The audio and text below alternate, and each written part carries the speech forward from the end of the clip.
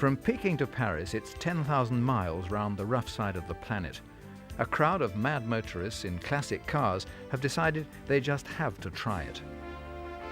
Some drivers may die in the attempt, but it has to be the journey of a lifetime.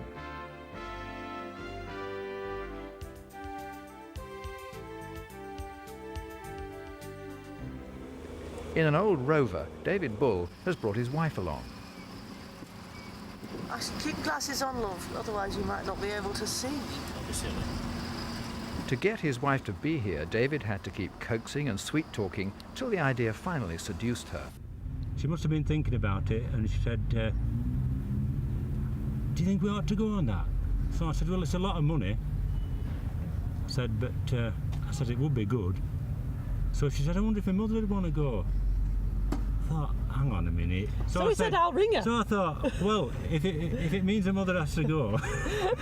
I thought it's an opportunity.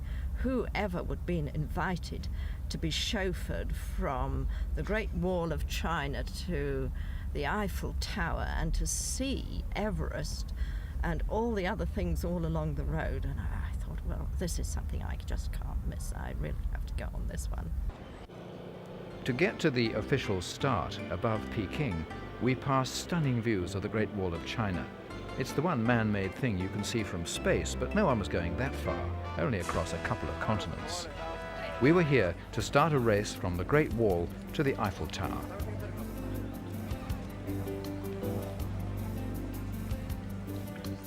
The cars must be at least 30 years old.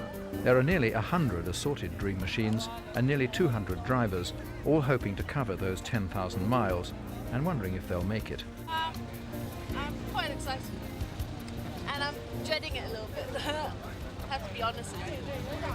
What are you dreading? Oh, I don't know. Don't ask me that now. The Chinese have seen it all before, 90 years ago in 1907. 4 heroic drivers raced then from here to Paris. At the end, they drove into Paris with the band playing the Grand March from Aida. Hollywood seized on such mad motorists in The Great Race, a movie based on transcontinental contests. The dark forces of evil put in a diabolical effort, but the good guy, Tony Curtis, finally got the prize and the girl.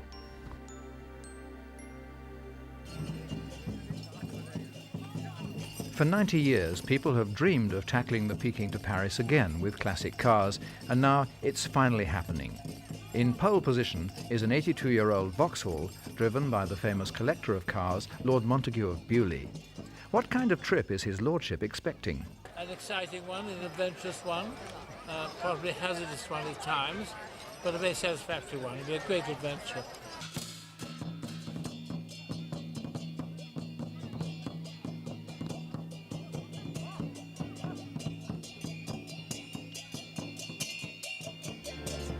No starting gun, no flag. They just slide forward onto the road across China to Tibet, Nepal, India, Pakistan, Iran, Turkey, Greece, Italy, Austria, Germany, and Paris. 2 cars have failed to start, so the total number rolling is 94. The total number of drivers and navigators, 190 souls.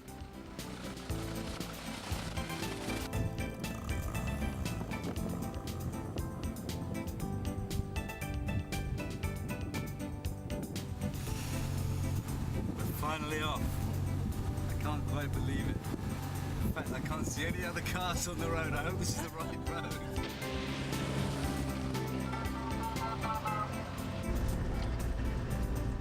Must have about 9,975 miles to go from here.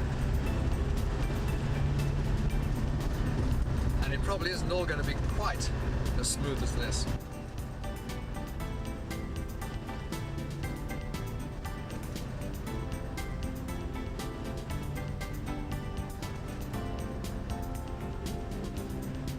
It's taken years to persuade the Chinese to allow foreign devils on their roads at all. We have to have Chinese driving licenses, we have to have Chinese number plates, we have to have a convoy. We're treated as welcome, but insane.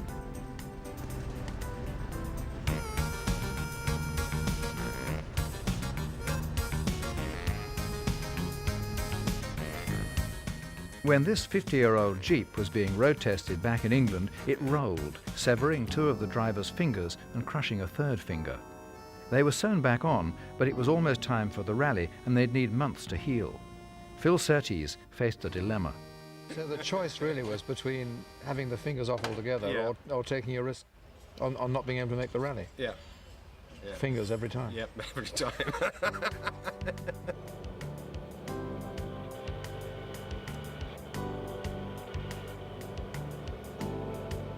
Crammed into a Volvo Amazon with a ton of spare parts is an Englishman who's given up his job as a Himalayan guide to be here, Phil Bowen, and his navigator, the romantic novelist Rosie Thomas. I don't think I'll get a novel out of the Peking to Paris motor rally, but the little things that happen, yes, I will. Right. You're at all apprehensive, either of you? I'm scared as hell, yeah. It's a long way. A homemade Chrysler Special, fast and unique, and a Morris Minor, slow and as common as pebbles on a beach.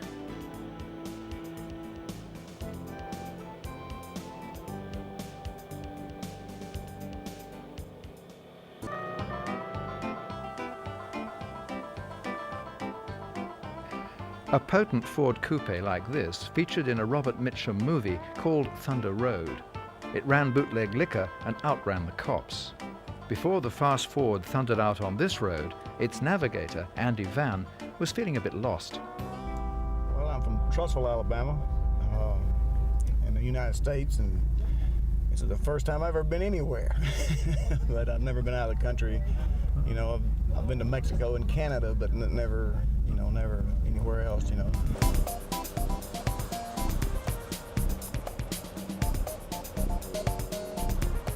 In another Volvo, 2 English women who are getting to be known as the Chelsea Girls, Francesca and Jennifer. Morning. Drive carefully, girls.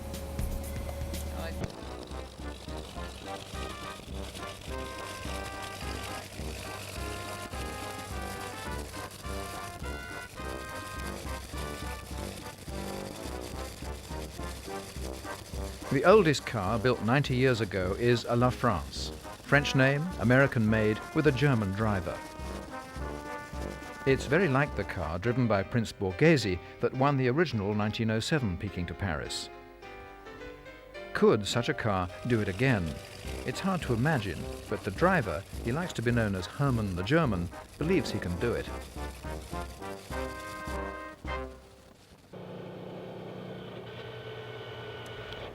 Our rally director has news, bad news. Yeah, you know that we're all here. The biggest problem is getting out. Both roads are blocked. You heard that? No. There's a landslide. The road is blocked in Nepal. The last 4 or 5 miles out of Tibet. So the mountains come down and block the road. But that's 15, 16 days away, so we've got plenty of other things to worry about between now and then. Well, whether we're going to be able to get out of China and Tibet or not, we're on the road to somewhere with Andy Van, the southern gentleman from Alabama of seemingly unshakable good nature, David Bull, the electrical contractor from Yorkshire with his wife and mother-in-law, Herman the German, who'll go to the limit to match Prince Borghese's heroic drive of 90 years ago. There's John Bayliss, squeezed into an ancient Jeep with Phil Surtees, who's had 3 fingers amputated to be here. Fashion designer Jennifer Gillies and show jumper Francesca Sternberg, whose car is going to make her wish she'd brought her horse. There's Philip Young, the rally director. Before it's all over, 2 drivers will be dead, and he'll be called everything from a great visionary to a cockroach. There's romance novelist Rosie Thomas, who shows her feelings, and Himalayan guide Phil Bowen, who generally doesn't. And Lord Montague of Bewley, doyen of car collectors, only it looks very much as though just an hour into day 1, he might be in trouble.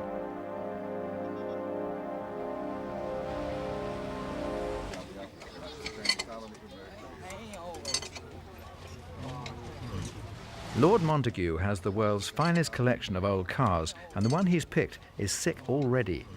If the Chinese knew that we're ruled by lords who just inherit power, this would prove we're daft. Unfortunately, the fan has gone into the radiator for some extraordinary reason. It has ruptured the radiator. Therefore, water's pouring out.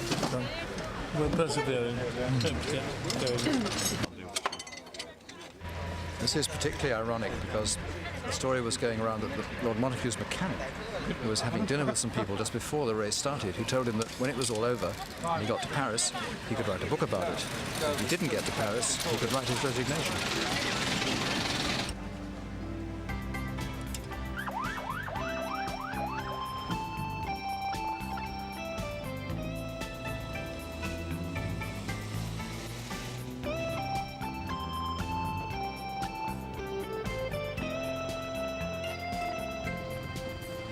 Back in 1907, someone christened the first race the Peking to Paris Raid, and that's what the Chinese then suspected it was. In those days, no one had ever clapped eyes on a car, but they knew a secret weapon when they saw one.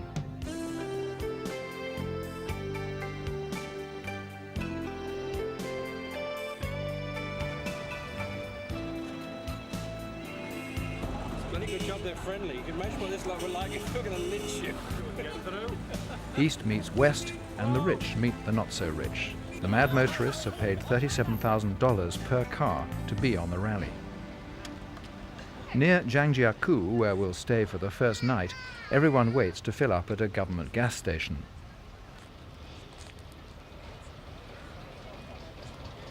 White gloves even, and immaculate service for a bunch of Mr. Toads going poop-poop in faraway places.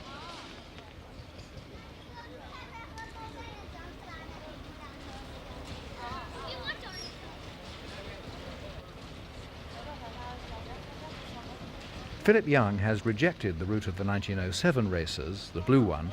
They went north into Siberia, but that'd be easy these days. It's all tarmac and main roads. We're going south and west towards the Himalayas. When we find the hotel for our first night, the Vauxhall has got there ahead of us. Has Doug the mechanic solved the problem of the ruptured radiator and Lord Montagu's fan? The town of Zhangjiakou has only opened recently to foreigners. Drivers move into what looks like a comfortable hotel. Lord Montagu heads for a bath, and his man Doug explains how they got here. So we've run the car up to here with no fan. So consequently the car's been boiling and we've been stopping every 5-6 miles to fill it up with water and waiting for it to cool down. Do you have an answer? Yeah, working all night. Otherwise it's that letter of resignation I heard you talking about. Yeah, that's the one. Yeah. Towards midnight, the people of Zhangjiakou are chatting outside the hotel, and the drivers inside are going to bed in modest luxury. I don't suppose it's too bad. You get one candle a room, which means if you've got 3 people, you've got to chop it into 3 bits. In fact, it's very bright in here.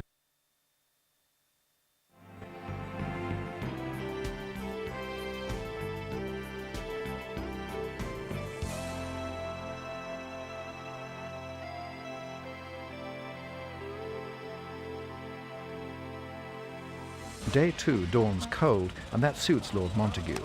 Will last night's repairs work? He runs with the engine cover off, and he prays that the car isn't going to boil. Herman the German's going well still, but there's trouble ahead.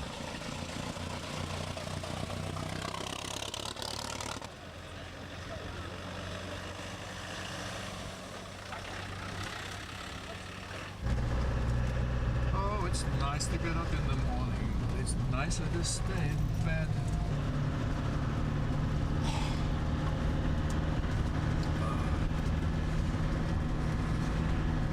China hasn't got up yet. We seem to have got the whole place to ourselves.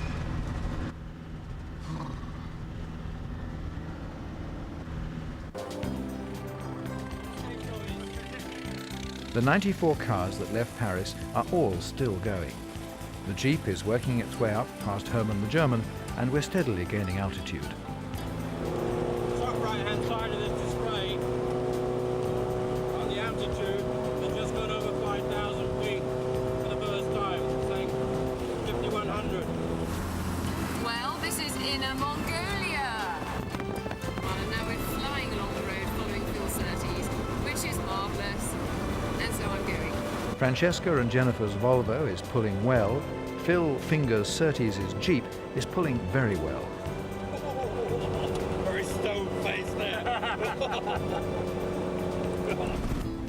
From her Volvo, Rosie Thomas notices the beginnings of anarchy. The field is very spread out, even though we're supposed to be still travelling in a police convoy. We've overtaken a lot of the vintages, including the La France number 2, Herman the German, and we've just overtaken the beautiful old Mercedes. We're running right behind Melissa Hong in her Porsche, and just behind us are our teammates Dan, Otto and John Davis in the other Amazon. It feels wonderful to have the car going at last. It's running really well. We're both feeling extremely cheerful. Would you say, Phil? Yeah, we're doing well. See you in Baltu.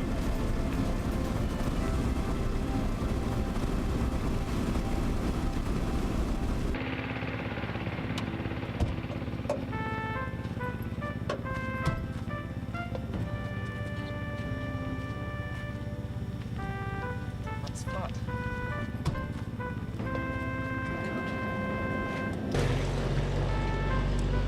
Wouldn't you know it? We haven't been going very long at all.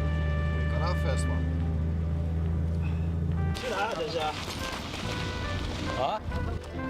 There are some rally drivers who actually stop to help others. We're telling them that we don't need that. Now the work begins. As you can see, I'm fairly useless when it comes to this sort of thing. But I'm quite glad it's happening in a way because it makes the whole thing feel more like an adventure, which it is.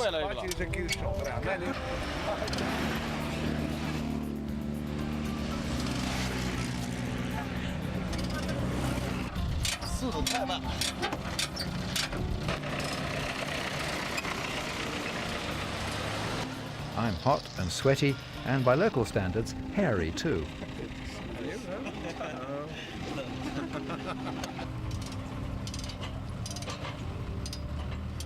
We'll meet that coal truck again. That little MGA from Malaysia is not expected to do well, not strong enough for the road to Paris.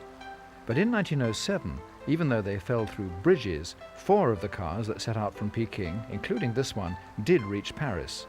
For us, the road should be better.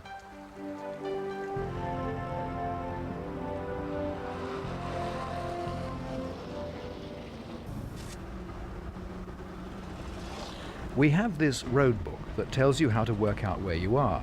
It loses me, but it does warn that there's a bad pothole along here somewhere.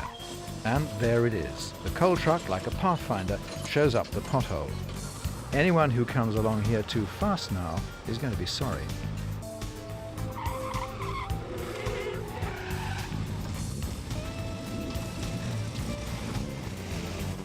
A Citroën and a Hillman Hunter and a Land Rover all take it well. But now here comes another little Citroën.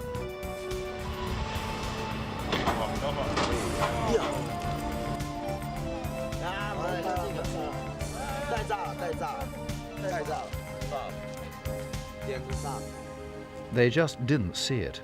They say those little Citroën 2CVs were designed to get across ploughed fields, but that bump was a real axle smasher. No, I think we broke something.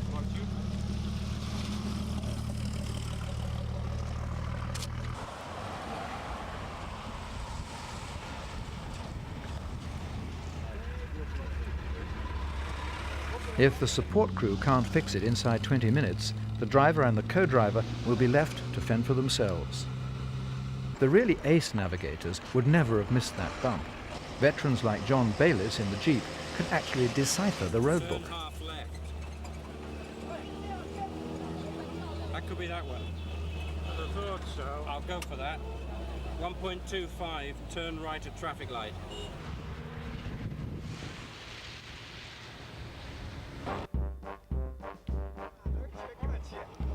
It's Herman the German in that car very like the one which won the original Peking to Paris in 1907 and surprised the world. That was an Itala. Herman's car is a La France. It's 90 years old, it's chain-driven, it's built on steel girders, it has a 9.5-litre engine with cylinders the size of Jeroboams of Champagne. Herman has a nickname for his car, Funkenblitz, flash of lightning. By the evening, we're arriving in Yinchuan, and Funkenblitz is still banging along well.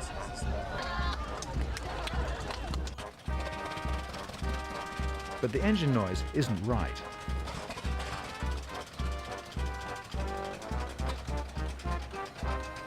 Herman reaches the hotel with one valve not in the engine, but in his pocket.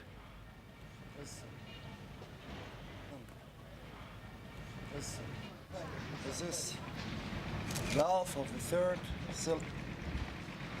This valve drove the whole day, the three cylinders. Can you fix it? It will be now the telephone to Germany. The spare will come by DHL or so. We want to ship it to Lanzhou. Hopefully it works. Then we have the rest day. Will it seat properly? Will it fit into the rest of the thing? Gasoline is pretty bad, so it has the chance to plug it in. You know, first it will be not good, but the gasoline, I think, is pretty bad, so it has a good chance to work it in. Herman's inspiration is Count Borghese, who won the 1907 Peking to Paris. Borghese's family has an island on Lake Garda, La Isla del Garda. We'll be passing by eventually on our way to Paris. There are said to be white peacocks and white guard dogs. Opposite the island, at Gardone del Garda, there's a hotel where Herman stayed as a boy.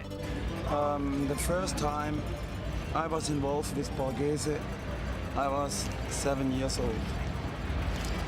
We stay in Gardone del Garda. There's a nice Grand Hotel. I probably was made there. And so I come since long years to the Lake of Garda. And if you look from Gardone to the lake, you will find island, and these white dogs watch the island. And when I was 7, my father told me nobody can enter the island because it's white dogs. The island still belongs to family Borghese, and I still was not on it. It's a dream of my life, 20 times bigger than the rally here. The thought of him getting Funkenblitz over the Himalayas is staggering. Now, I'm pretty sure, no problem. For a non-car buff, I found I was surprisingly impressed by the ancient Funkenblitz. Untested though I was, I dared ask the ultimate favour. Could I have a ride with you one day, if you keep going? Test me first, if you like. Untested material always solves me problems on this race. Untested cap, untested co-driver. Oh, I was so happy that the untested tires work as they are promised. I don't think I can use the untested co-driver.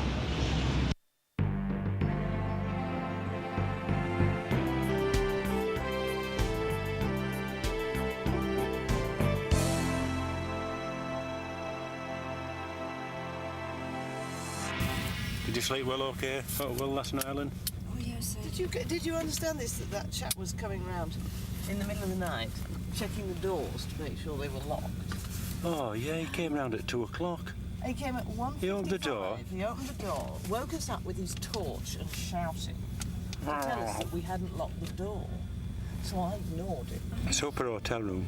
We've got fungus on the ceiling, water coming down the ceiling. Boiled eggs for breakfast. Hey, nice boiled eggs for breakfast. There you go.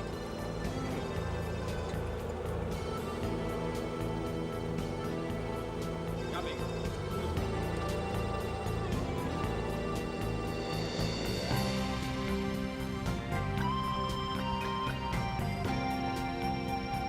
All 94 starters are still going, and it's too late to turn back now. We don't know it yet, but the road from here to Paris holds disasters and delights for all of us. It's going to be rather more than a Sunday afternoon drive. Posh Chinese hotel last night. Time now to check the penalty points and for breakfast for the Chelsea girls. It's 5:45. We've been up since 4:30. This is breakfast. Bad day yesterday. We'll tell you about it. Or you know about it. I feel better about it now, having had about 6 hours sleep, as opposed to 4.5. And this is the breakfast table. This is our lunch. Just take the lid off to show you. They've made us a cake.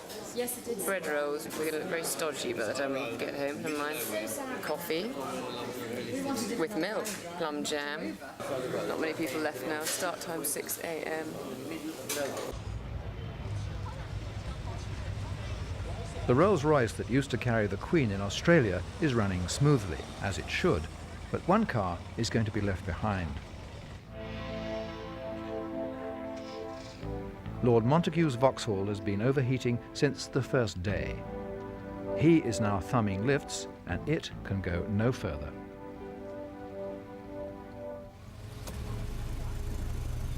Oh, I forgot to do the bonnet clips this morning. Bit naughty. The rest of the cars have been getting their route cards stamped and clocking out at 1-minute intervals. And we're off. No, I haven't got it. Wait, I haven't got it yet. I was told to get in. Oh, frantic. Here we go. Where's the time book? See you later. Thanks, bye, have a good day. Thank you. Here we go through the throngs. How you doing? Okay. Yeah. Sorry about that. Lovely. And we're off. Leaving at 1-minute intervals stops people actually racing. The system will break down eventually, but at the moment you can set an easy pace and wave and call out hellos. In Chinese, that's ni hao. Having a really good morning. We're just short of the next time control. We've got about 10 or 12k to go, and we made a discovery, which is don't go too fast. Morning. Been along a very bad, bumpy road. We had to concentrate. But these people, are amazing, and their dwellings are surreal, let alone unreal.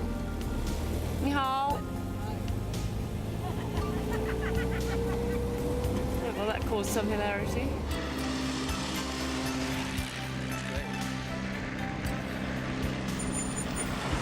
Okay, we've got in the next 3 kilometres, we've got time control N coming up. Ah, right. So watch out for the parking.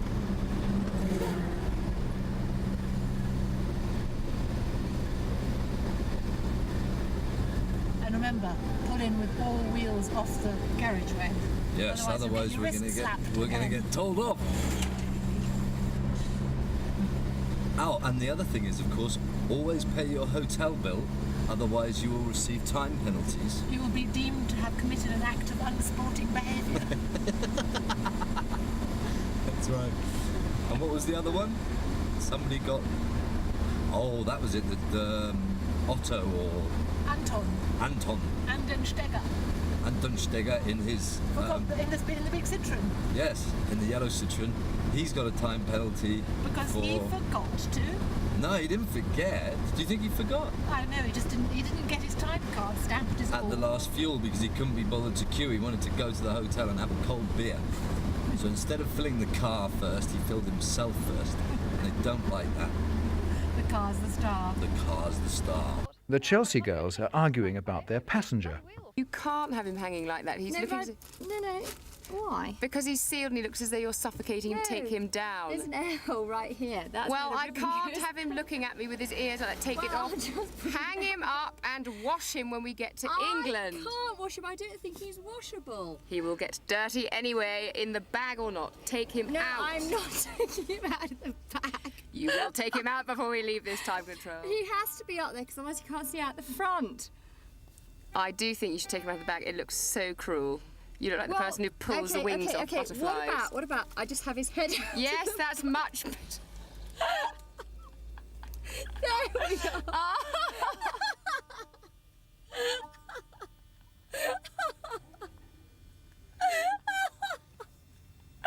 That is much better.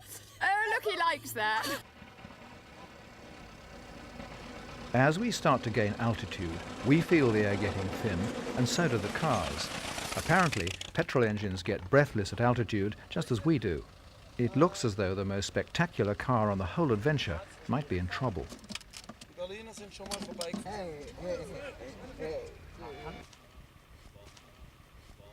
me, do you have a little bit possible? 2 spare wheels. To lunch home. It turns out that Herman just wants to break the rules a bit. To lighten the load on Funkenblitz, he wants our 4-wheel drive to carry some of his spare tyres.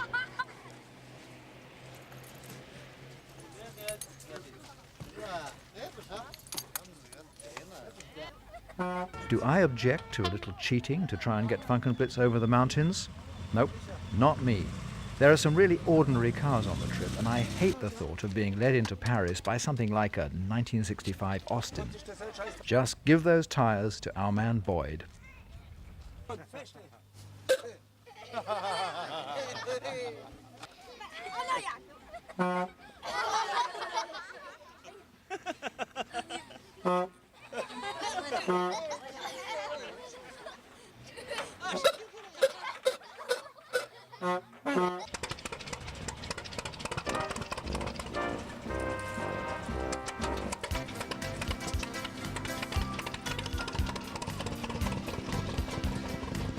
Francesca, or Podgy, is thinking about navigation. Is that Francesca talking again? Good heavens above. It is. According to Podgy logic, which is a very, very skilled piece of thinking, it is better.